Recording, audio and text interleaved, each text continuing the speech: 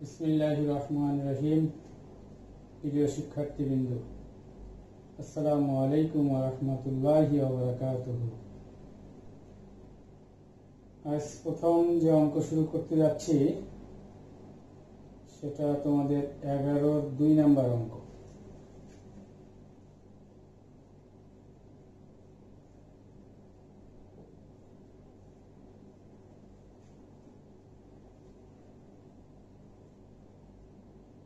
অঙ্কটা বলছে একটি বৃত্তের সমীকরণ নির্ণয় করো যার কেন্দ্র 6,0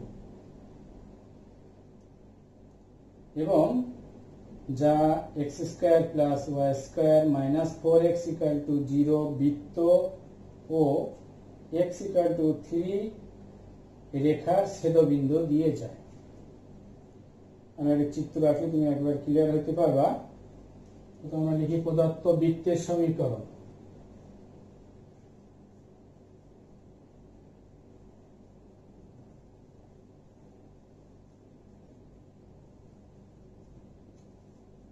x² + y²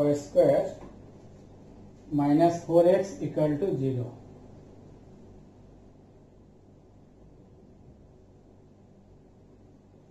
এবং রেখার সমীকরণ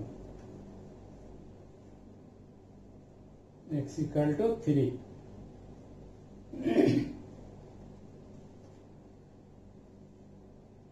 এটা আমাদের দেওয়া আছে, আর যে বৃত্তের সমীকরণ বের করতে হবে তার কেন্দ্র দেওয়া আছে। তাহলে ওই বৃত্তের যদি ব্যাসার্ধ আমরা নির্ণয় করতে পারি তাহলে বৃত্তের সমীকরণটি আমরা নির্ণয় করতে পারব। এখন এই যে 1 নম্বর যে বৃত্ত, এটা দেখো ধ্রুবক নাই, সি নাই, তাহলে এই বৃত্তটা মূল বিন্দুগামী। C0 হলে বৃত্তটি মূল বিন্দুগামী হয়।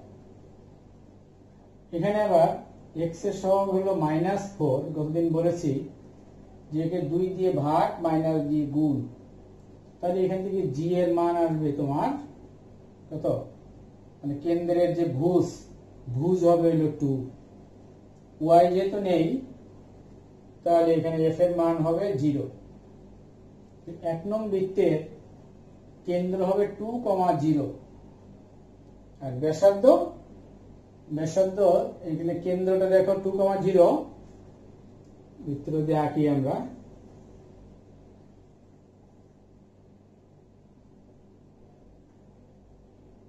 এটা হলো কেন্দ্র, যেহেতু মূল বিন্দু দিয়ে যায় তাহলে এইটুক তার ব্যাসার্ধ, 2 হবে তার ব্যাসার্ধ।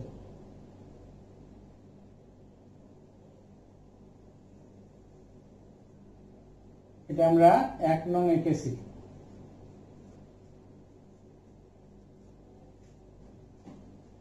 আর একটা রেখা আছে x = 3। এটি হলো x এর মান 2, এটি হলো 3 হলো এই হলো x = 3 রেখা হলো এটা।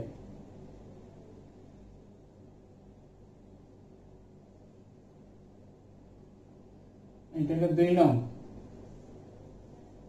অর্থাৎ x = 3 রেখা। এই বৃত্ত আর এই রেখা এক জায়গায় সেট করেছে,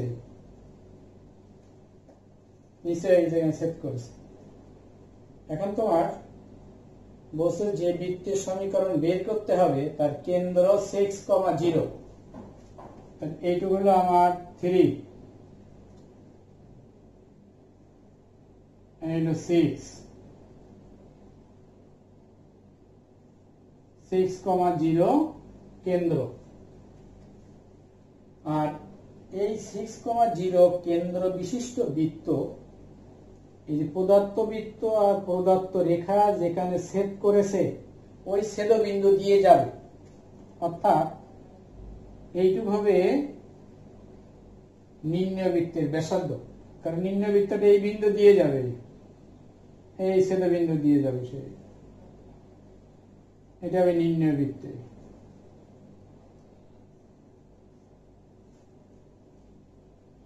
মূল অঙ্কটা আবার শুনি। তোমাদেরকে একটি বৃত্তের সমীকরণ বের করতে বলেছে যার কেন্দ্র 6,0।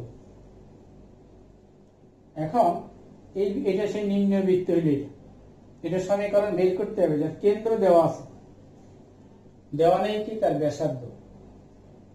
ব্যাসার্ধ বের করার জন্য কন্ডিশন বলছে এই নির্ণয় বৃত্তটি, এই যে 1 নং বৃত্ত আমরা এঁকেছি 1 নং বৃত্ত, আর এই 2 নং যে রেখা সেটাও এঁকেছি, যেখানে ছেদ করেছে, এই যে ছেদ করেছে এইখানে বা এইখানে, এই ছেদ বিন্দু দিয়ে এই নির্ণয় বৃত্তটি যাবে।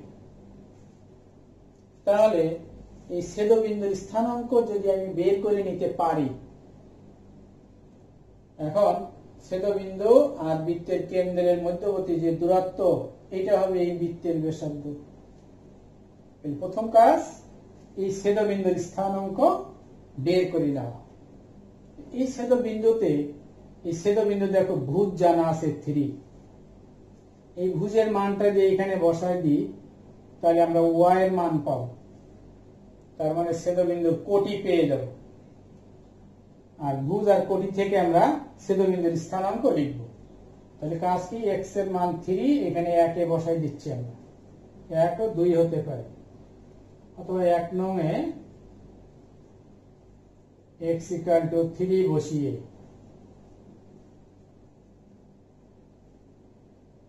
তাহলে এখানে 9 প্লাস y² মাইনাস 3 আর 4 গুণ করলে 12 = 0, और y² হচ্ছে 3, y = ±√3। তাহলে আমরা বলতে পারি 1 নং বৃত্ত আর 2 নং রেখার ছেদবিন্দুর স্থানাঙ্ক হবে 3, ±√3। তাহলে আমরা লিখতে পারি,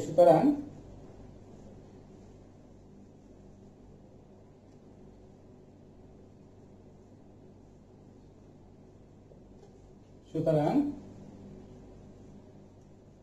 1 নং বৃত্ত ও 2 নং রেখার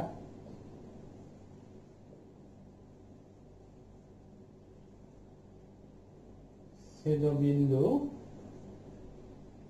কত, 3, ±√3।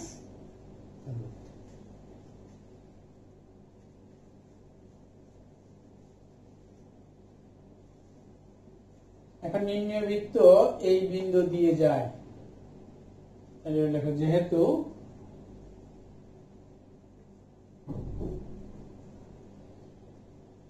নির্ণয় বৃত্ত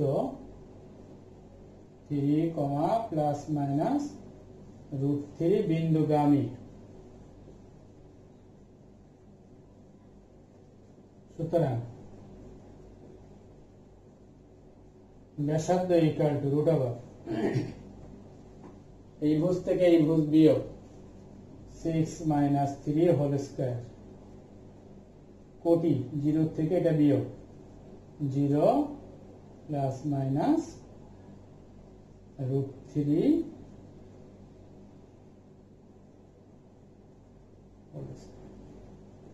এখানে পাবো আমরা 3, তার মানে 9,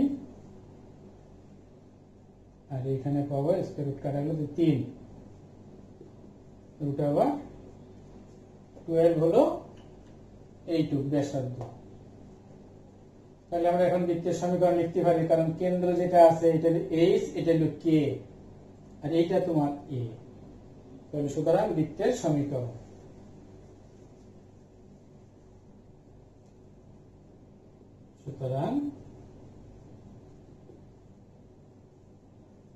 বৃত্তের সমীকরণ x - 6 হোল স্কয়ার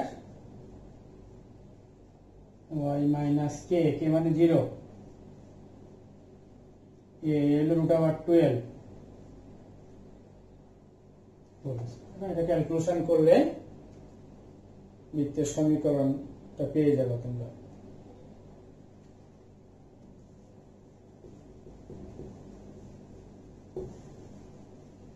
তোমাদেরকে যে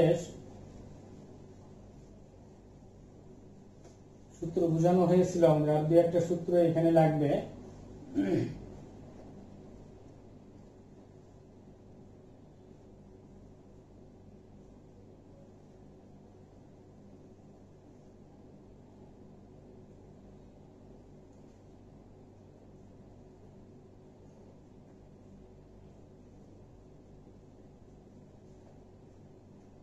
তো হলো x1, y1 এবং x2, y2 এই দুইটা বিন্দুর সংযোগ রেখা, এই যে সংযোগ রেখা যদি বৃত্তের ব্যাস হয়, তাহলে এই বৃত্তের সমীকরণ আমরা লিখতে পারি। কি বলেছে? x1, y1 এবং x2, y2 বিন্দু দ্বয়ের সংযোগ রেখাকে ব্যাস ধরে অঙ্কিত বৃত্তের সমীকরণ হবে x minus x1 into x minus x2 plus y minus y1 into y minus y2 equal to 0। x আর x গুণ করলে বৃত্তের সঙ্গে x স্কয়ার থাকতে হবে। এই x আর এই y এমনি বসবে। ওই যে ব্যাসের যে প্রান্ত বিন্দু, একটা x1 y1 আর একটা x2 y2, এখন এই সমীকরণে বসালে এই বৃত্তের সমীকরণ হবে। এটা আমাদের সূত্রটা নাম্বার দিও। পরের একটা সূত্র আছে,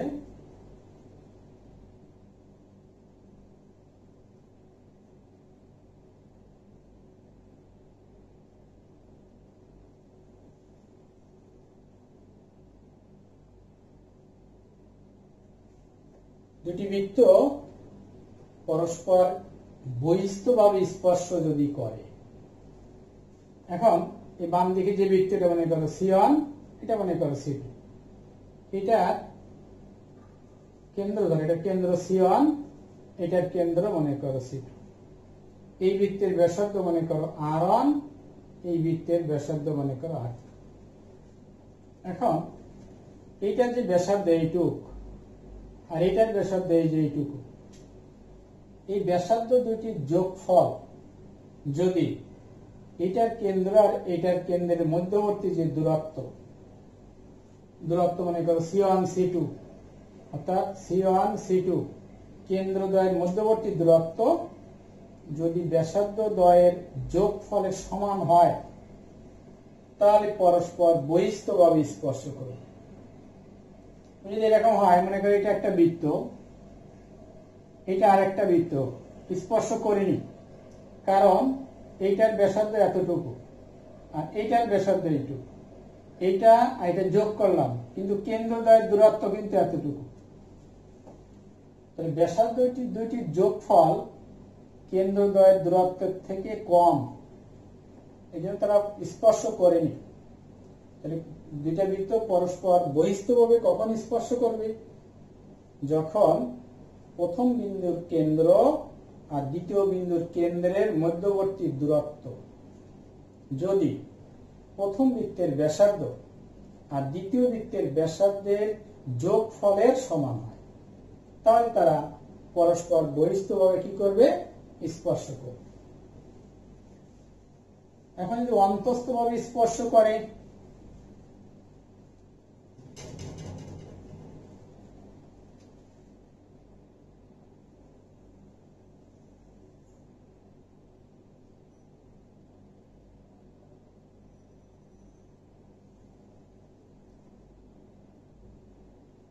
বড় যে বৃত্তটা তার ব্যাসার্ধ মনে করো R1, ছোট বৃত্তের ব্যাসার্ধ মনে করো R2। এখন এটার কেন্দ্র হলো C1, এটার কেন্দ্র মনে করো C2, তাহলে কেন্দ্র দুটির মধ্যবর্তী দূরত্ব হলো এইটুক, C1 C2, এইটুকু হলো কেন্দ্র দুটির মধ্যবর্তী দূরত্ব।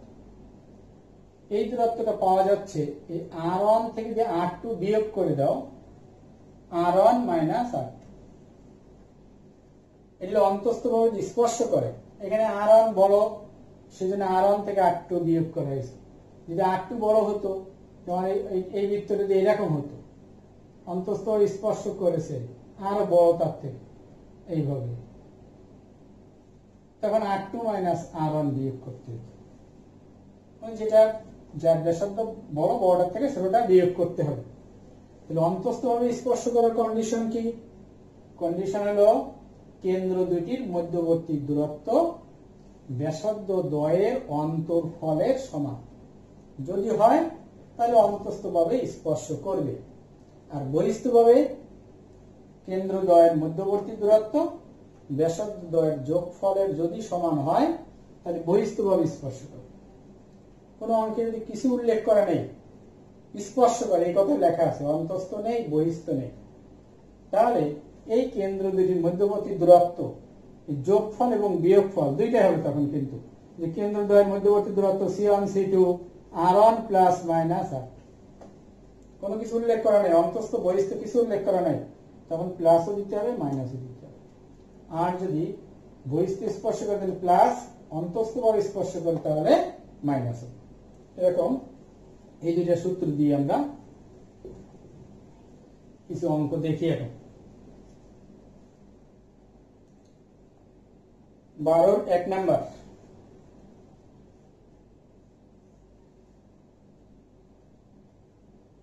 বলা আছে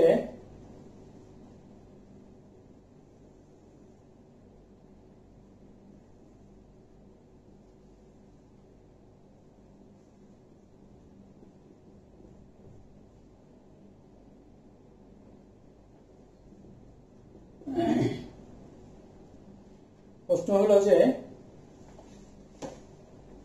এত এবং এত বিন্দু দ্বয়ের সংযোগ রেখাকে ব্যাস ধরে অঙ্কিত বৃত্তের সমীকরণ বের করো।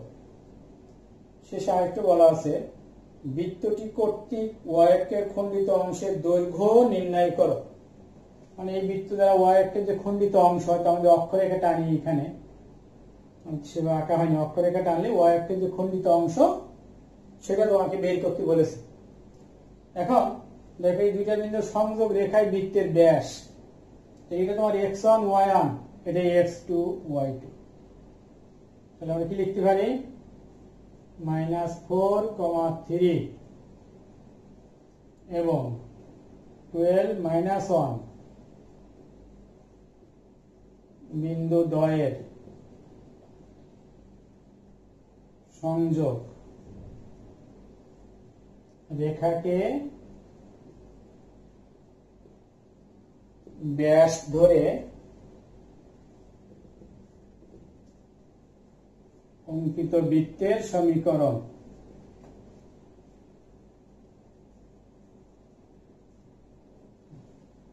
সূত্র কি x মাইনাস x1 মাইনাস 4 তাহলে plus into x minus x2, এই হলো x2 হলো 12, এটা তোমার x1, এটা y1, এটা x2, এটা y2, plus y minus y1 হলো 3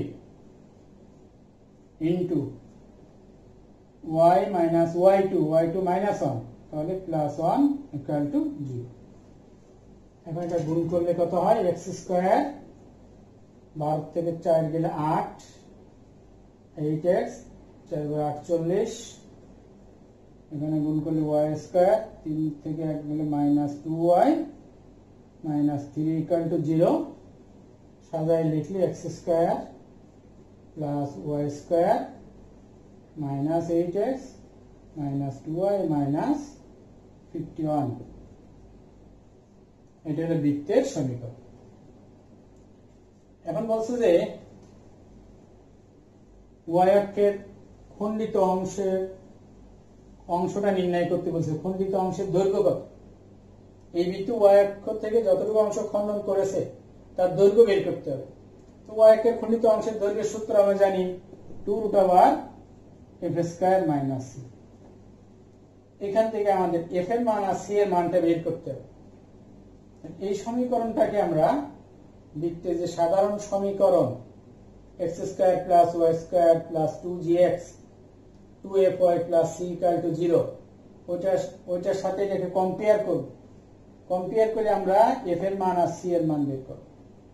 যদি আমাদের x অক্ষের খণ্ডিত অংশ বের করতে বলে তাহলে কিন্তু আমরা সূত্র জানি 2√g² মাইনাস c, তখন আমরা g আর c বের করব।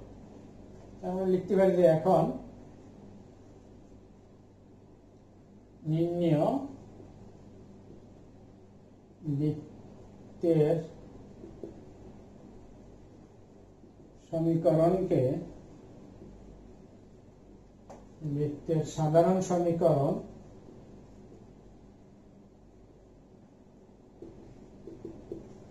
x square plus y square 2gx 2fy 0 এর সাথে তুলনা করে পাই।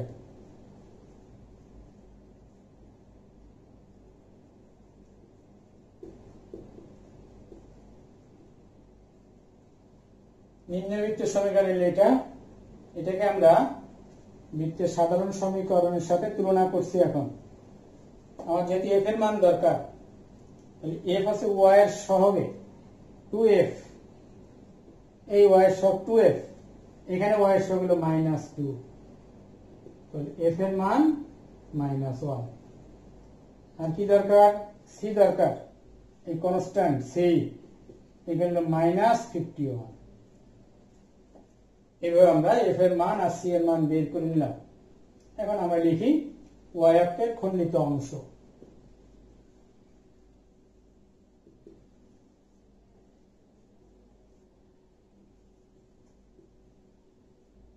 Equal to 2√f square minus c।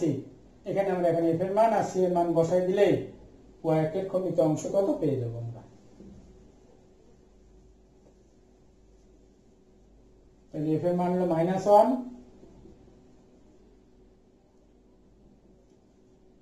1 -1 plus 51 52, তাহলে 2√,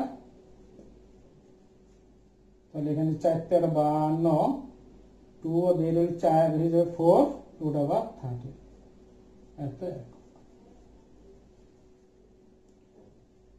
এরপর আসি আমরা 13 1 নাম্বার।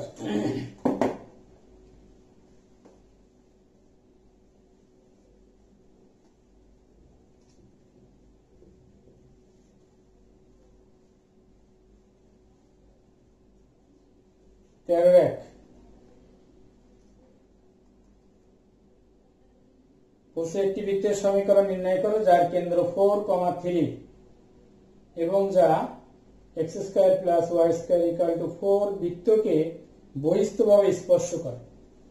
আচ্ছা, আমরা লিখি প্রদত্ত বৃত্ত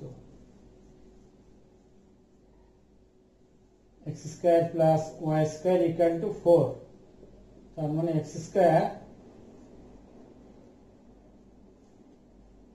তাহলে এই বৃত্তের কেন্দ্র মূল বিন্দুতে এবং ব্যাসার্ধ হলো 2, কারণ আমরা সূত্র জানি যে মূল বিন্দু কেন্দ্র এবং এই ব্যাসার্ধ বিশিষ্ট বৃত্তের সমীকরণ হলো এটা। যে বৃত্তের কেন্দ্র মূল বিন্দুতে এবং যার ব্যাসার্ধ a, তার সমীকরণ হলো এটা। এটার সাথে এটাকে কম্পেয়ার করলে a এর মান হয় 2, তাহলে এই বৃত্তের কেন্দ্র মূল বিন্দুতে এবং ব্যাসার্ধ কত? 2 একক। আমরা বৃত্তটা আঁকি। এই হলো কেন্দ্র মূল বিন্দুতে 2 একক ব্যাসার্ধে, 2 একক।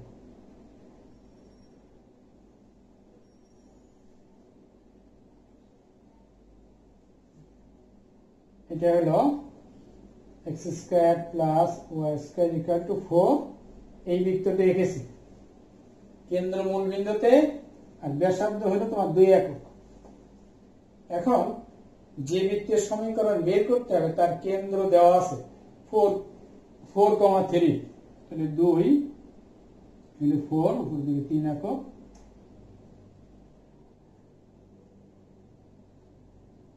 এলো নিম্ন বৃত্তের কেন্দ্র 4,3।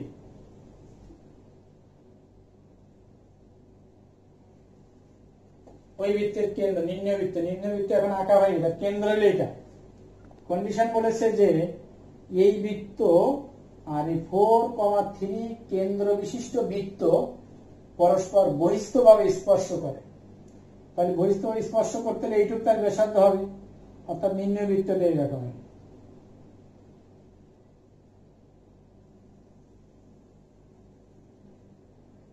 এটা নিম্ন বৃত্ত। এই বৃত্তের সাথে ওই বৃত্তটি বহিস্থভাবে স্পর্শ করে, বহিস্থভাবে স্পর্শ করেছে। তাহলে আমরা সূত্র পড়ে এসেছি, এইটার কেন্দ্র আর এইটার কেন্দ্রের মধ্যবর্তী দূরত্ব এইটার ব্যাসার্ধ আর এইটার ব্যাসার্ধের যোগফলের সমান হবে। তাহলে এখন এইটার ব্যাসার্ধ জানি 2, আর এইটার ব্যাসার্ধ ধরে নিলাম a, তাহলে ব্যাসার্ধ দুটির যোগফল হবে a প্লাস 2। আর এই ব্যাসার্ধ দ্বয়ের যোগফল এইটার কেন্দ্র আর এইটার কেন্দ্রের মধ্যবর্তী যে দূরত্ব, এই দূরত্বের কি হবে? সমান হবে। তাহলে আমরা এবার লিখতে পারি, যেহেতু এখানে লিখে নাও যে বৃত্তটির কেন্দ্র 0 0 এবং ব্যাসার্ধ কত? 2। ধরি নিম্ন বৃত্তের ব্যাসার্ধ সমান, যেহেতু বৃত্তদ্বয়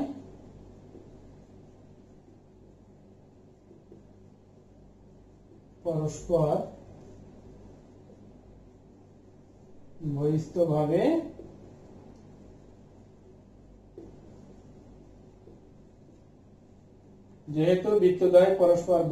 কি করে? স্পর্শ করে। সুতরাং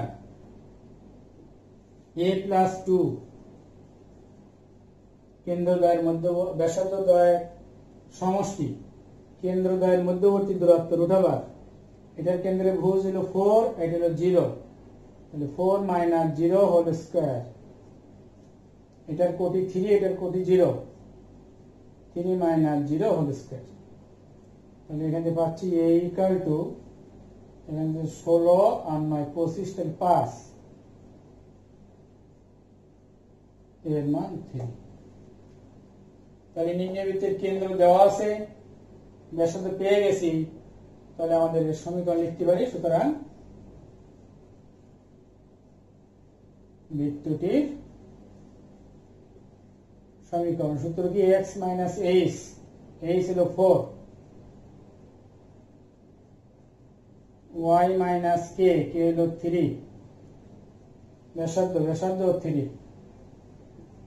এটা ক্যালকুলেশন করলে বৃত্তের সমীকরণটা পাওয়া যাবে।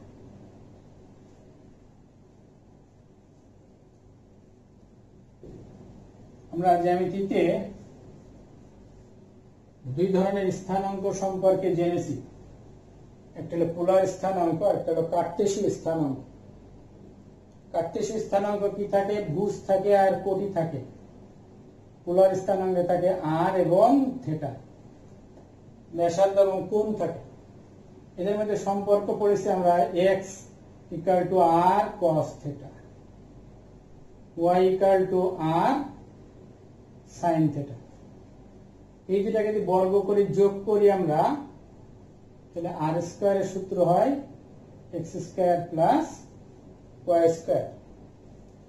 একটাকে একটা যদি ভাগ করি আমরা, তাহলে এখান থেকে থিটা sin θ / cos θ tan θ, এই tan θ এর মান হয় y/x, তাহলে θ হয় tan ইনভার্স y/x। জটিল সংখ্যা বা জ্যামিতি প্রথম চ্যাপ্টারে পড়েছে এগুলো। এখন একটা বৃত্তের পোলার আকারের সমীকরণ লিখবো। কার্টেসীয়তে সব পড়েছি আমরা, x y দেওয়া আছে, আমরা এই আকারের সমীকরণ লিখব। পোলার আকারের সমীকরণ লিখতে হলে কি সূত্রটা? দেখো, বৃত্তের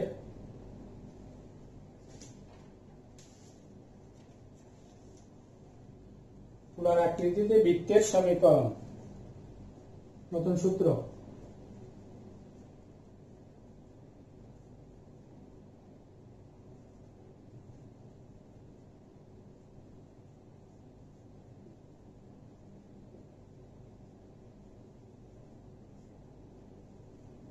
বৃত্তের সমীকরণ r² - 2r r0 cos of θ - θ1 plus r0² = a²।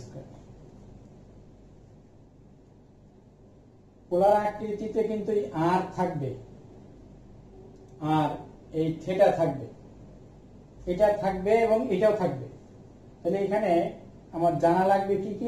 r0 R a, এই দুটার রাশির মান জানা থাকতে হবে, আর θ1 এগুলো তোমাকে জানা থাকতে হবে। এখানে তোমার কেন্দ্র যে কেন্দ্র থাকবে, কেন্দ্র হবে তোমার r0, θ1, আর এ হলো তোমার ব্যাসার্ধ।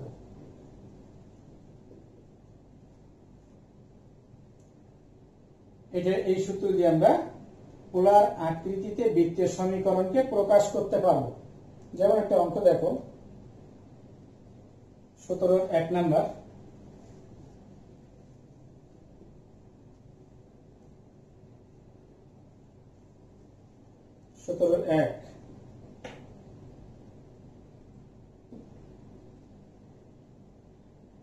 কি বলা আছে, বৃত্তের কেন্দ্র দেওয়া আছে, ব্যাসার্ধ দেওয়া আছে, পোলার সমীকরণ নির্ণয় করো।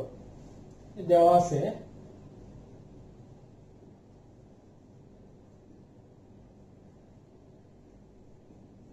কেন্দ্র 4, π/3 এবং ব্যাসার্ধ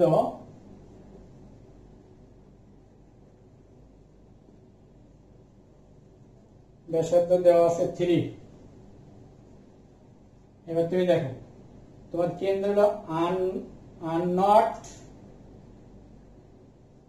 θ1 কেন্দ্র। r0 এর মান এখানে 4, আর θ1 এর মান হলো π/3। আমরা এখানে বসাই দিব। আর দেওয়া আছে ব্যাসার্ধ হলো a, ব্যাসার্ধ দেওয়া আছে কিন্তু 3, এর মান 3 দেওয়া আছে। আমাদের পোলার আকৃতি আসতে হলে কি কি জানা লাগবে? r0 জানা লাগবে, θ1 জানা লাগবে, a জানা লাগবে। এখন এই কেন্দ্র যেটা দেওয়া থাকবে, ওইখানে r0 আর θ1 আছে। এই যে কেন্দ্রের ভুজটা হলো r0, আর এই কোণ হলো θ1। পোলার স্থানাঙ্কের ব্যাসার্ধ আর কি। আর ব্যাসার্ধ এখানে দেওয়া আছে, a এর মান দেওয়া আছে 3। তাহলে আমরা সমীকরণ লিখতে পারি, সুতরাং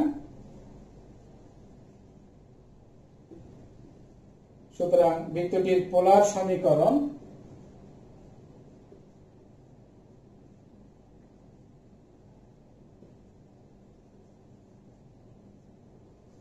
r² টু r0 এর মান হলো 4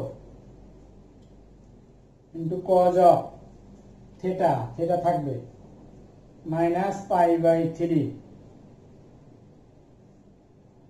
r0 স্কয়ার, r0 হলো 4 মানে 16 ইকুয়াল টু a স্কয়ার হলো 3 হলো 9।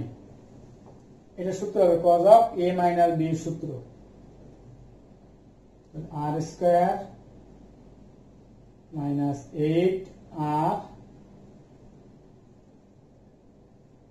cos a cos b plus sin a sin b। 9 ভাষা আসলে 16 থেকে 9 গেলে 7 plus 7 equal to 0।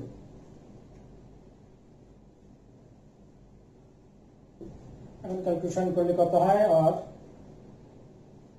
r square minus 8r cos theta cos 5/60 মানে হাফ প্লাস sin 60 হলো √3/2 প্লাস 7 ইকুয়াল টু 0। 2 কমন নিয়ে এটা কাটা যায়, তাহলে কি থাকে আমার? ওইটা অ্যান্সার হয়ে যাবে। তাহলে এখানে হচ্ছে তোমার r square minus 4r into cos theta plus √3 sin theta 7 equal to 0। এটা হবে বৃত্তের পোলার সমীকরণ হবে। অর্থাৎ পোলার সমীকরণ যদি বের করতে পারি, সেখানে কিন্তু r থাকতে হবে আর থিটা থাকতে হবে, তাহলে সেটা পোলার সমীকরণ হবে। তাহলে আমরা দেখলাম যে বৃত্তের যদি পোলার সমীকরণ বের করতে বলে, তার সূত্র হলো এটা, r square minus 2r r0 cos of theta minus θ1 plus r0 square equal to a square. এখন আমাদের জানা লাগবে কি কি? r0, θ1 এবং a। তো সেই বৃত্তের কেন্দ্র যেটা থাকে, যে কেন্দ্র r0 θ1 হলো কেন্দ্র, আর যেটা ব্যাসার্ধ থাকে সেটা হলো তোমার এ। এখানে ওই কেন্দ্র দেওয়া থাকবে, ব্যাসার্ধ দেওয়া থাকবে, ওইখান থেকে তুমি মানগুলো জেনে এই সমীকরণে বসালেই পোলার আকারের যে সমীকরণ তুমি কি করতে পারবা, বের করতে পারবে। আবার মনে করো পোলার আকারের সমীকরণ আছে, এটা দেওয়া আছে, এই কেন্দ্র আর ব্যাসার্ধ বের করো, অর্থাৎ এটা আর এটা বের করতে হবে। তখন তোমার কাজ কি, সেরকম একটা 18 নম্বর।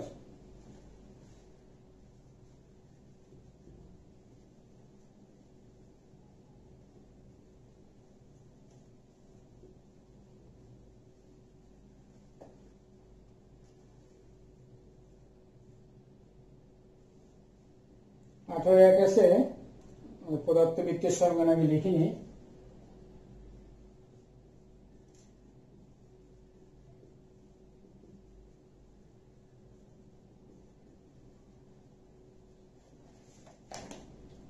r equal to 6 cos theta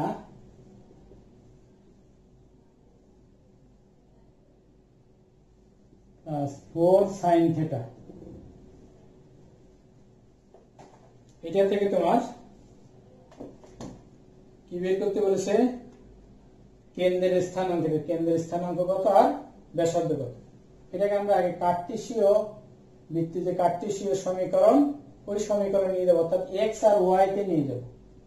এখন কিছুক্ষণ আগে লিখছিলাম যে আর স্কোয়ার, এটার সূত্র কিন্তু X square plus Y square, আর আর কস থিটা এটা লেখা যায় এক্স, আর সাইন থিটা এটা লেখা যায় ওয়াই। এখানে কস থিটা আছে, সাইন থিটা আছে, আর নেই, তাহলে এখানে আর দিয়ে গুণ করবো আমরা। বাম দিকে যে আর স্কোয়ার বানাতে চাই, তাহলে এখানে আর দিয়ে গুণ করবো, তাহলে আর স্কোয়ার হয়ে গেলে এটা লিখতে পারবো, আর কস থিটাকে এক্স লিখতে পারবো, আর সাইন থিটাকে কি লিখতে পারবো, ওয়াই লিখতে পারবো। তাহলে এখন কাজ কি, এটাকে আর দিয়ে গুণ করবো আমরা। R square equal to 6r cos theta 4r sin theta, আর দ্বিগুণ করেছে। এবার পাশে সাইড নোট দিয়ে দিবা, যেহেতু এটা এখানে পাশে লিখলাম। তাহলে আর স্কোয়ার এর সূত্র কি, x square plus Y square, 6 আর cos theta হলো এক্স, আর sin theta ওয়াই। সব আমরা এক পাশে নিয়ে আসি, x square plus Y square minus 6x minus 4y equal to 0। এখানে ধ্রুবক নেই, তাহলে c0 এখানে, অর্থাৎ বৃত্ত মূল বিন্দু দিয়ে যাবে এটা। এটাকে আমরা এখন দুইভাবে এটার কেন্দ্র ব্যাসার্ধ বের করতে পারি। সাধারণ বৃত্তের সাধারণ সমীকরণের সাথে কম্পেয়ার করে করা যায়, আবার এটাকে ওই যে x minus H whole square plus y minus k whole square equal to a square, এই আকারে এনেও কেন্দ্র আর ব্যাসার্ধ বের করা যায়। তো তুমি এটাকে সাজাচ্ছি এখন, এ স্কোয়ার মাইনাস 2 এ হলো এক্স, বি 3 নিলে 6 হয়, 3 স্কোয়ার, ওয়াই স্কোয়ারটাকে সাজাও, এ স্কোয়ার মাইনাস 2 এ হলো ওয়াই, বি হলো 2 নিলে এটা হয় plus B square equal to, তাহলে এখানে 9 আর এখানে 4, 13 বেশি না 13, তাহলে আমার দাঁড়াচ্ছে কি, সুতরাং x minus 3 whole square y minus 2 whole square root over 13 square. এখন তুমি এটার কেন্দ্র, এই যে কেন্দ্র পেয়ে গেছো 3 2, কারণ x minus H whole square, এই ছিল 3, y minus k whole square, k হলো 2, a স্কোয়ার, a হলো রুট ওভার 13, তাহলে কেন্দ্র কত 3 2, আর ব্যাসার্ধ কত রুট ওভার 13। তাহলে বোঝা গেল যে পোলার আকার থেকে যদি কেন্দ্র ব্যাসার্ধ বের করতে বলে আমরা ওইটাকে কার্টেসীয় আকারে নিয়ে আসবো। আনার পদ্ধতি, ওইখানে আর স্কোয়ার তৈরি করবো, আর কস থিটার সাথে আর কস থিটা, সাইন থিটার সাথে আর সাইন থিটা, এরকম যদি তৈরি করতে পারি, আর স্কোয়ারের মান লিখবো এটা, আর কস থিটার মান লিখবো এক্স, আর সাইন থিটার মান লিখবো ওয়াই। লেখার পরে কার্টেসীয় সমীকরণ আসবে, তারপর তুমি এটাকে আগের পদ্ধতি অনুযায়ী এটার কেন্দ্র ব্যাসার্ধ বের করার জন্য সমীকরণের সাধারণ আকারে সাজাতে হবে। সাজাতে পারলেই তার কেন্দ্র এবং ব্যাসার্ধ কি নির্ণয় করা যাবে। প্রথম চ্যাপ্টার যেটা, আশা করি প্রথম চ্যাপ্টার সব অঙ্কগুলো করতে পারবে এইভাবেই।